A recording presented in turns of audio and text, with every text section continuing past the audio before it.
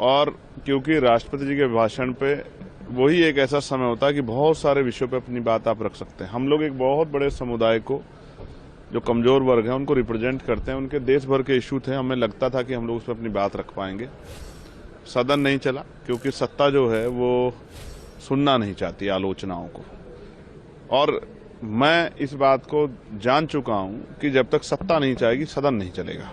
मैंने तो यही प्राइम मिनिस्टर जो हैं हमारे, उनको 1.25 घंटे भाषण करते देखा जब पूरा विपक्ष उनके खिलाफ नारेबाजी कर रहा था। यानी कि अगर सदन चलाना हो, इसी हल्ले में जो है तमाम बिल पास हुए, ये किसी छिपा हुआ नहीं है।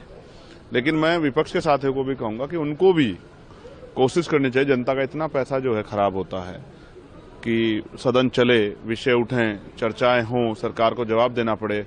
सरकार को हम जो हैं क्यों वॉकओवर दे रहे हैं कि सरकार को जवाब ना देना पड़े। लेकिन मैं फिर स्पष्ट रूप से कहूंगा कि सरकार की बहुत बड़ी जिम्मेदारी, आज इतने विषय हैं, महंगाई विषय है, बेरोजगारी विषय है, शिक्षा विषय है, हेल्थ सेक्टर विषय है, तमाम तरह से जो है जो परेशानियां लोगों के ऊपर हैं, जो डील्स हुई हैं उन पे, जो उनको लेकर लोगों के मन में सवाल हैं।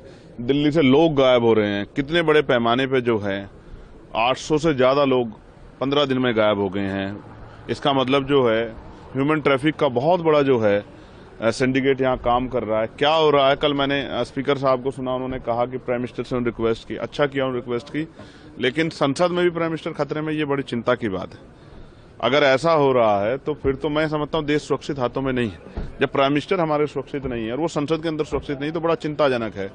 ये वास्तविकता में जो रिक्वेस्ट की जा रही है, क्या वास्तविकता में रिक्वेस्ट है या ये राजनीतिक जो है स्टंट है? इन सब चीजों को समझते मैं कहूंगा कि सत्ता और विपक्ष दोनों सहमति बना के सदन चलने दें, और आपको नहीं चलाना तो आप सब लोग वॉकओवर कर जाओ। हमें अपनी बात कहने का मौका मिलना चाहिए।